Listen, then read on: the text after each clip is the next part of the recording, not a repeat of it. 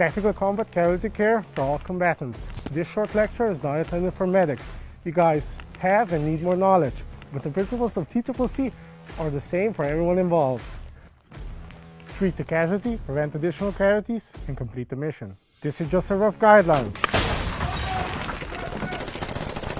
Every situation requires adaptation. Don't only go by the checklist. This way you'll kill somebody one day or really piss somebody off.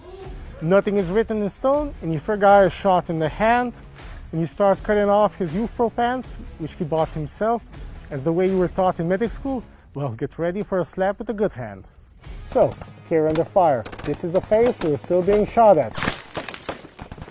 Like right now. Good medicine is bad tactics, and the best medicine during the firefight is fire superiority.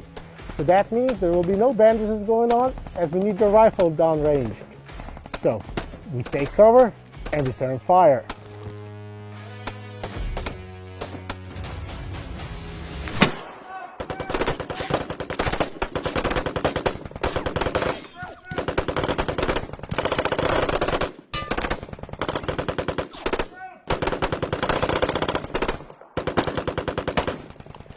We should not be hasty and run to our casualty like a dumb medic in a Steven Spielberg movie. We need to find out if we have any more casualties, how many casualties do we have, and then establish a plan how to evacuate our casualty from point X. There are many ways around that. If we can get to him safely, we grab and go.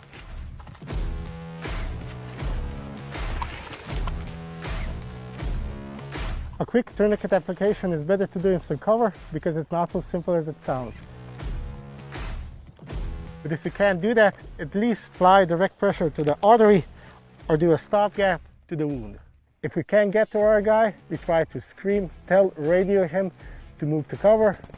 Get to cover! Apply sulfate.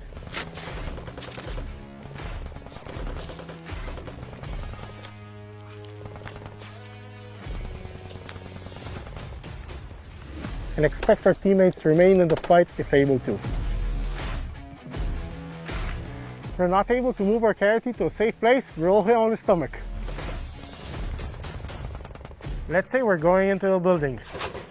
First man goes down, and the last man has time to roll our casualty on his stomach.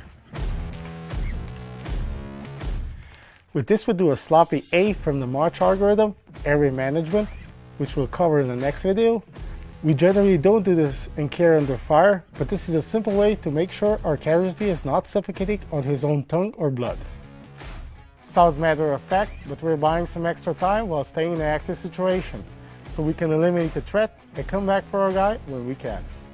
Oh, and also, if our guy has a sport weapon or mission-sensitive items, switch his weapon with yours and get his backpack.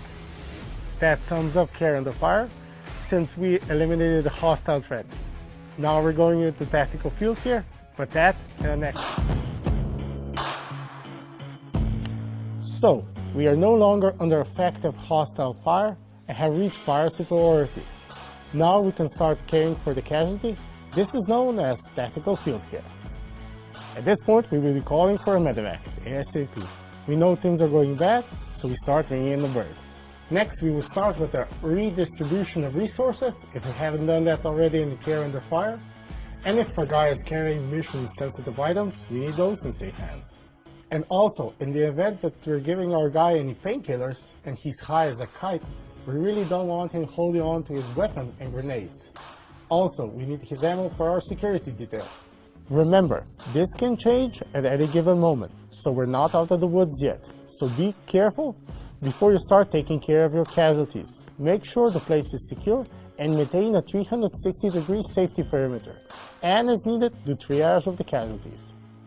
Oh yeah, if you find a casualty with polytrauma, in English, our guy is really fucked up, without a pulse, no respirations, and other vital signs, we don't resuscitate, no CPR. Tactical field phase. Now let's jump right into our assessment. We got our security set. I like to teach my guys the simple acronym M.A.R.C.H, which stands for massive bleeding, area management, respirations, circulation, head injury, hypovolemia, and hypothermia. And now let's start with massive bleeding. Basically, massive bleeding is Everything you see that's really bad, that's bleeding, you need to cover it. No small boo-boos. But first of all, if our guy put a tourniquet on in the care under fire phase, we double check it. If it's on correctly, if it's on high and tight, okay, everything seems to be in order. If the tourniquet is not holding, you put one next to it, side by side, cinch it in, and leave both in place. Okay, he did a good job. I'm a good medic. Now, check the neck, check the axe pockets, check the groin. If you see any blood, you cut the uniform, you expose the bleed. If it's bad, you pack it in with a combat gas or any other hemostatic agent. Okay, you do a visual sweep of his body, no bleeds, okay, good. You always talk with your guy. Hey buddy, are you okay? Okay, say I'm okay. I'm okay. Okay. What does that okay mean to us? That means that his airway is open, it's patent. We don't need to waste time checking it. If he's making any sense in his words, like he's like, goddamn son of a bitch or something like that, PC correct, that means that he's making sense. He's getting some blood into his brain, he's getting oxygen, that means he's not in shock at this moment. If he's doing like, I'm gonna become an officer, okay, he's apparently losing it. He's not getting enough oxygen in his brain, he's probably going into shock. If we haven't done that already, we take away his weapon, radio, grenades, so he doesn't do any damage. We take away his magazines, give it to the security detail because they need it. And that pretty much sums up the massive bleeding portion of our M.A.R.C.H protocol. Now we're going into A, airway management. If the patient is not talking with us, we need to open his airway, we need to clean it, maybe he has some snooze in it. We need to listen here for breathing.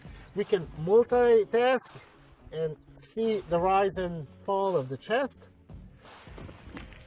Okay, he's breathing with us. Okay, that's wonderful. If he's unconscious, we need to secure the airway. We can do that in multiple different ways. We're gonna do it with an MPA, nasopharyngeal airway, which is basically a nose tube. Yes, it's funny, a tube in his body.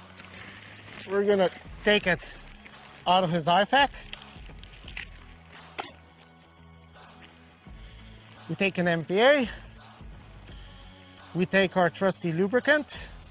I'm not gonna make fun of him why he has lubricant in his IFAC. It can be used in many different ways. I hope it's being used only for the MPA. Bevel towards the septum.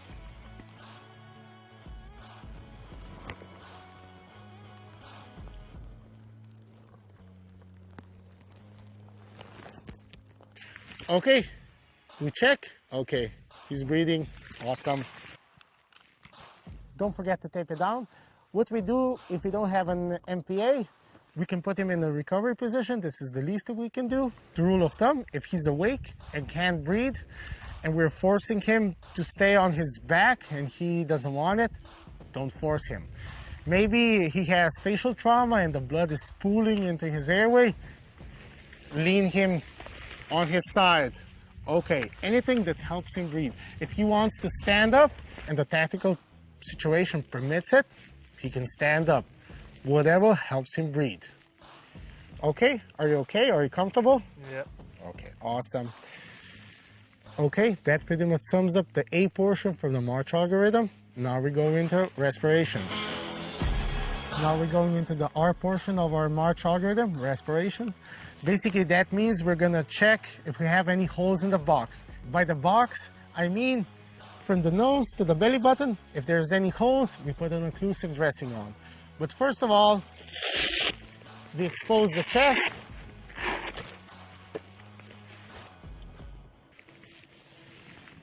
We'll check the neck. We check the armpits. We look for breathing, bilateral rise and fall of the chest. If we're too stressed out to hear or see breathing, We take our hands, we say no homo, and we feel for breathing. Okay, good bilateral rise and fall. Nice. Now we pray a bit. We go up. If we see any discoloration on the collarbone, probably is broken. We're not going to do any good if we find out, yes, exactly, it's broken. We just treat it as broken. Now it's okay. We just walk. Okay, nice. We go on one side of the rib cage. We just do just a bit of squeeze. We check if he's doing like a grimace. If he's doing like, ah, we stop. Okay, nice. If we did find a hole was here, use your hand. Put it on. Get an occlusive dressing. Open it up. Usually I pre-pack my occlusive dressing with an NCD.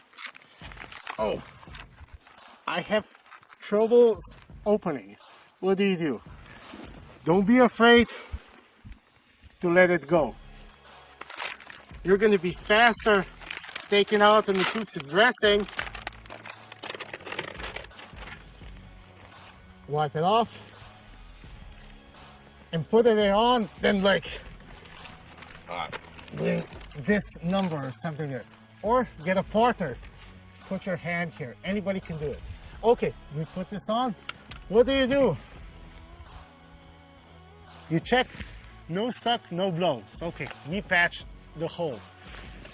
Now we're just gonna go for the rule of thumb again. If our patient is experiencing trouble breathing and he has a hole in his chest that we put an occlusive dressing on, we put two and two together, he has a tension pneumothorax. We have to do a NCD, but that in a later video. All bad things come in two, so we have an entry hole, probably there's an exit hole. So we have to check the back. We do a body hug. Check it, okay?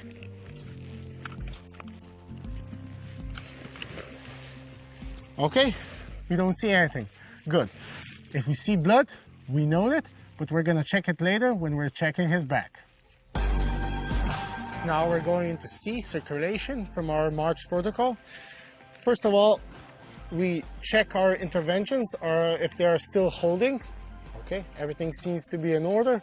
If we did any neck wounds, pocket wounds, inguinal wounds, we double check it. Yeah, it's good. And if our hands are bloody, we wipe them off and we do the blood sweeps.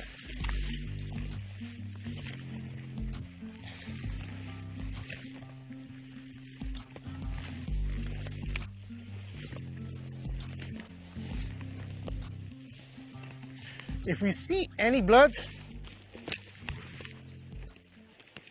we take our scissors, we expose the wound, and then decide what we're gonna do with him. If it's a minor venous blood, small cut, don't worry about it for now, just go forward. Think. Oh. Just the tip. Here I probably see blood, expose it. It's just a minor cut.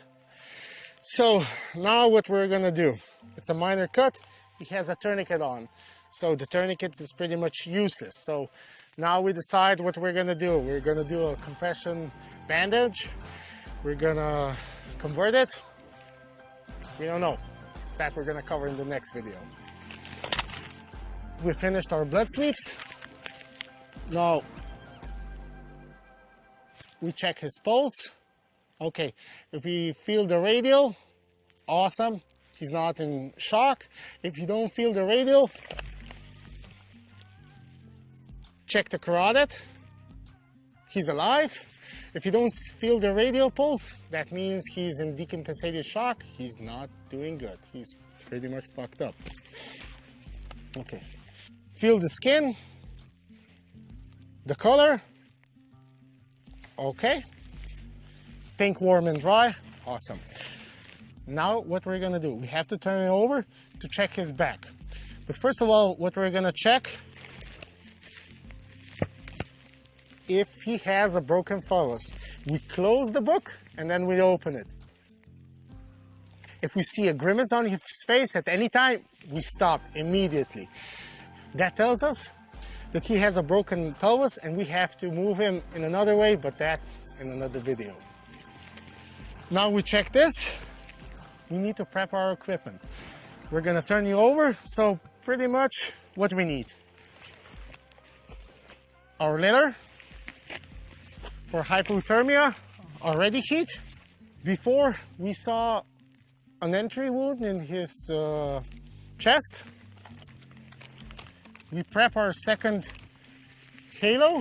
We prepped our equipment, but what happened beforehand, I broke my glove, and because I know my buddy's sexual preference of women and small farm animals, I'm gonna put a fresh glove on. Okay, now we're gonna turn him on the side.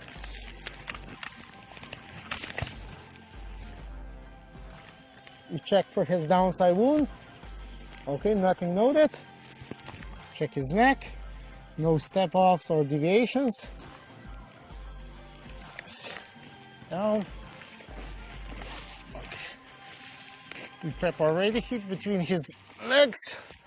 So we do the hypothermia portion. Okay, 1, 2, 3. Put him back in. Now we ask him, hey buddy, how are you? You good? Good. Okay. We're assessing his level of consciousness. Then check his airway. Yeah, he's still breathing. I see rise and fall of the chest.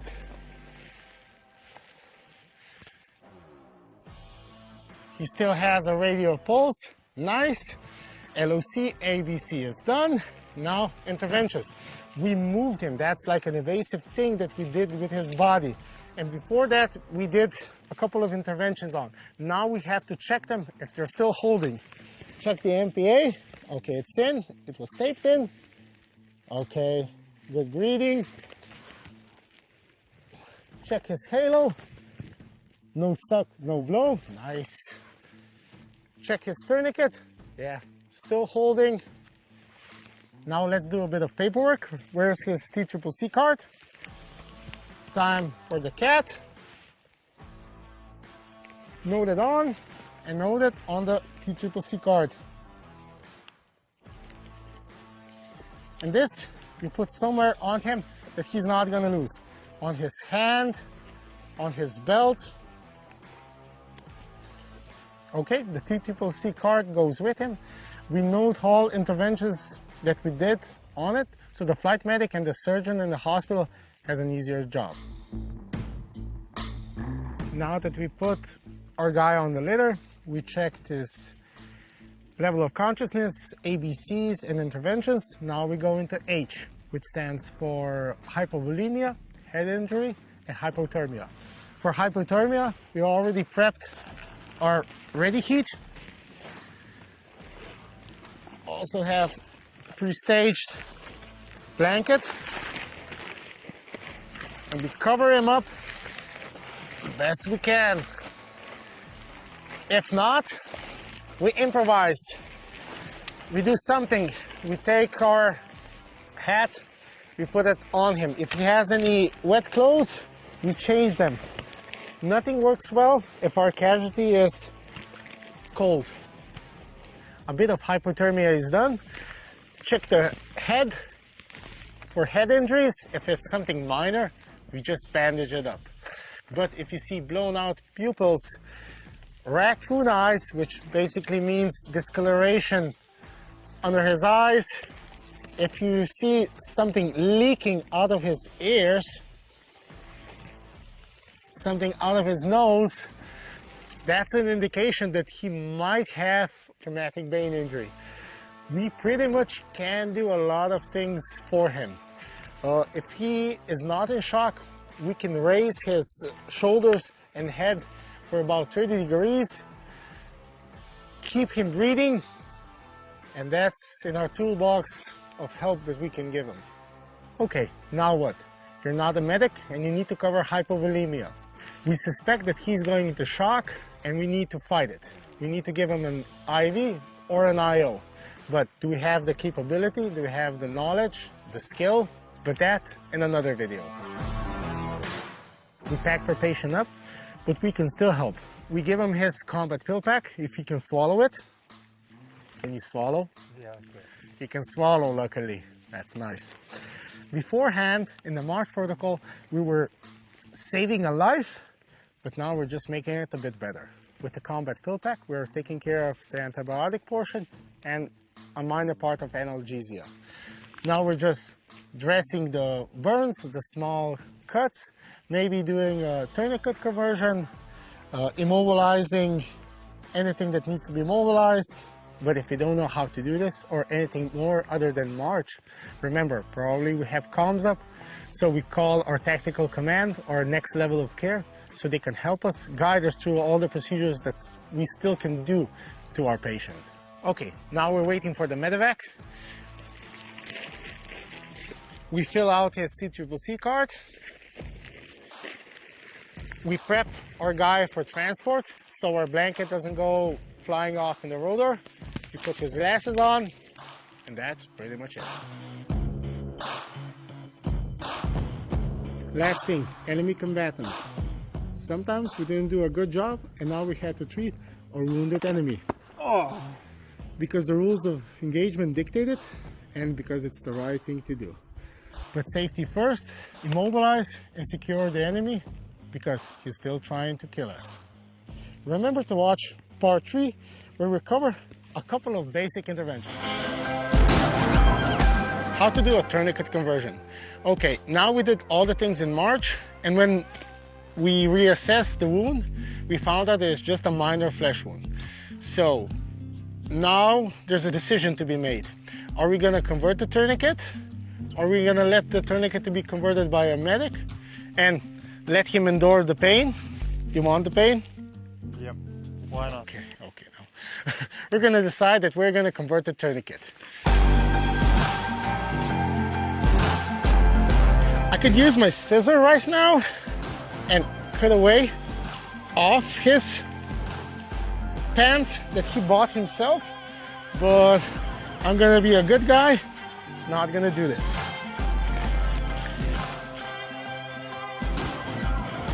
First, I'm gonna do a small power ball with the combat gauze. Find the wound, find the deepest part, and start packing it in. Buddy, you're okay? You're gonna be good. You're gonna be one-man hopping, but you're gonna be good. Okay, you're gonna help me right now. You're gonna hold pressure here, okay, brother? Hold pressure here for at least 3 minutes, because it says on the label. Hold pressure here. I'm taking out your Israeli bandage. I like it that it's up to date. Okay, just remove a bit. Good, good, good. I have it. Okay, help me hold it, brother.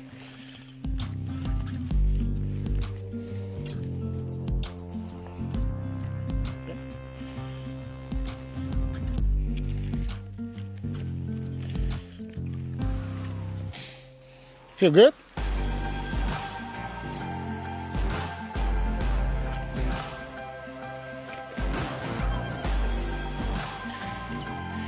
Okay, we are converting the tourniquet because our patient is not in shock. We can monitor the wound, and also the tourniquet is not controlling an amputation, which is pretty much redundant. How to release the tourniquet? There are multiple ways how to skin this cat. Some people say that we remove the windlass a quarter turn by minute. Okay, some like to do that. The way I teach it is just to release it all together and then check if it starts bleeding. Okay. Let flow. I'm removing his shoes so I can check his pulse. So I didn't do a really nice tourniquet, a comfy one.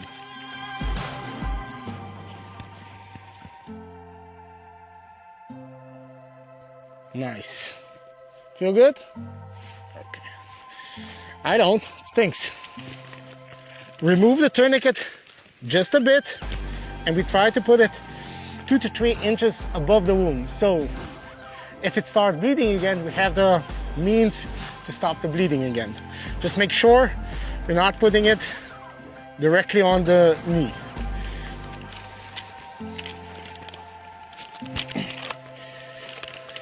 Good. When this is off, you feel great, brother? Yeah, right. Any dizziness? Nope. Conversion of a tourniquet should be done no later than 2 hours from the point of injury. That's pretty much how you do it. You note it on the C.D.C card, and that's it. He's a happy camper. How to do an NCD. Okay, we did our cuff, we did our tactical field care. We had a hole in his box. We plugged the hole with an occlusive dressing. But now we suspect tension pneumothorax. What is tension pneumothorax? Pretty much is we have a hole in our chest. We disrupted the balance inside, and now the pressure is building up. The pressure that is building up, it's pushing on all major vessels that are inside, and on our heart. It's pressuring on our good lung, and we can't breathe. What are we gonna do? We're gonna do a needle chest decompression.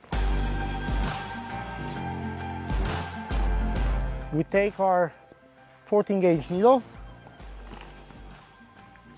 choose our site. We're gonna choose the second intercostal space, mid-clavicular line, lateral to the nipple line. Take our alcohol, we clean it.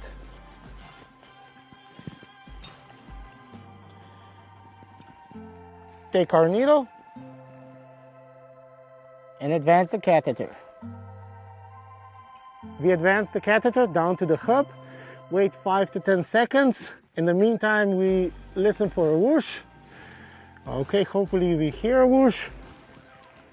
Start removing the needle. Okay. And now check if our patient is breathing better. Okay.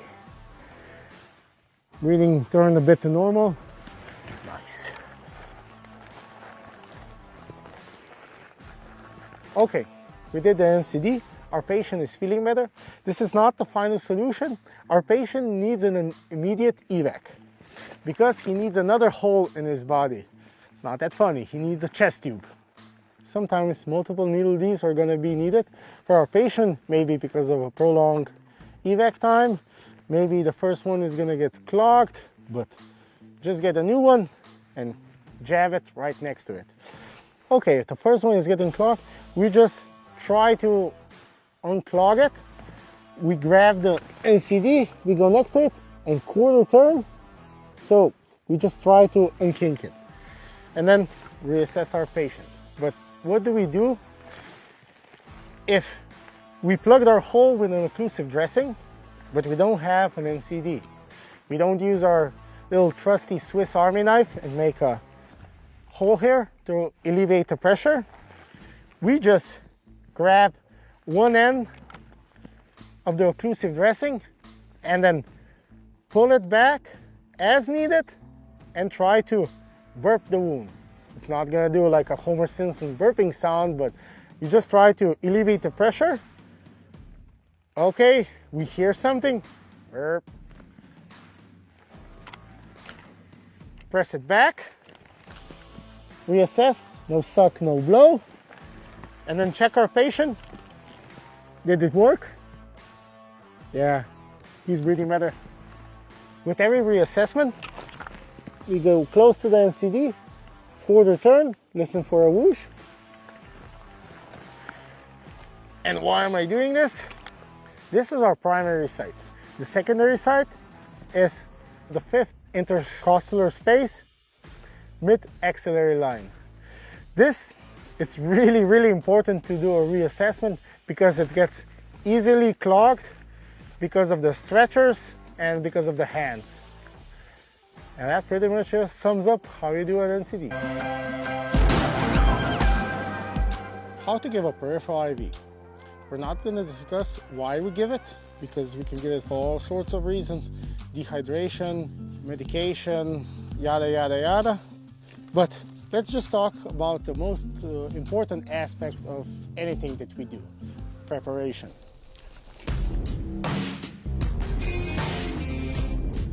First, we prepare our equipment, all the essentials that we need. You can buy a commercial kit, but I like to make my own kits. Check the fluids, color, clarity, expiration date. This you should be doing already in the base, not here. Hey brother, you're gonna help me? Just hold it. We prepared our equipment. We need our sharps container so we don't jam our needles into the soil. Now, we prepped everything for our procedure. Inspect the tubing. Clamp it. Open. Fill the drip chamber.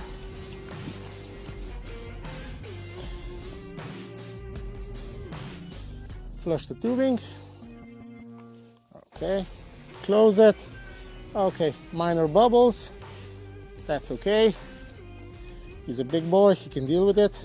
This.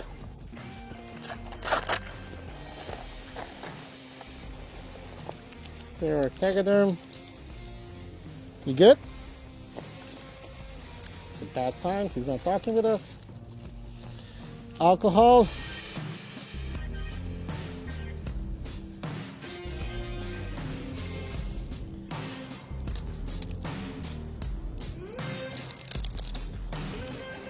Take my needle, south, okay, good, bevel up, 30 degrees,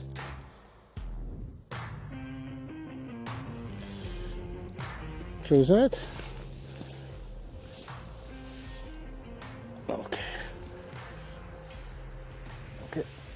Drop the bag. Okay, backflash of blood. Brings it up.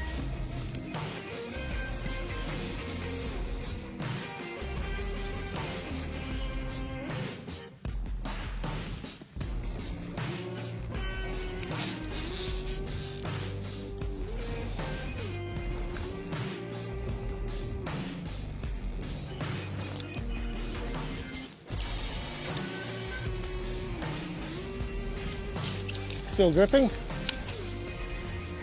Wonderful. Set the flow. Can you raise it higher? You're strong. Okay. Good. And this is pretty much how I do a peripheral IV. Now we're just gonna add, what did we do? First, we chose the site. We cleaned the site with alcohol. In a real situation, we wouldn't do that, but yeah. Call me a lousy medic. Then we took our 18 gauge catheter, we inspected it, then put slight tension on the skin, go with the vein, 30 degrees, insert, wait for flash. When we see flash, we advance 2 to 3 millimeters, lower the needle, and then advance the catheter. Then we put the occlusion in the vein, took out the needle, put it in our sharps container, took our tubing, connected it in, checked for patency, secured it, and voila. This was just a rough familiarization and at no means can replace proper medical training, but we do hope that you found it useful. Stay safe!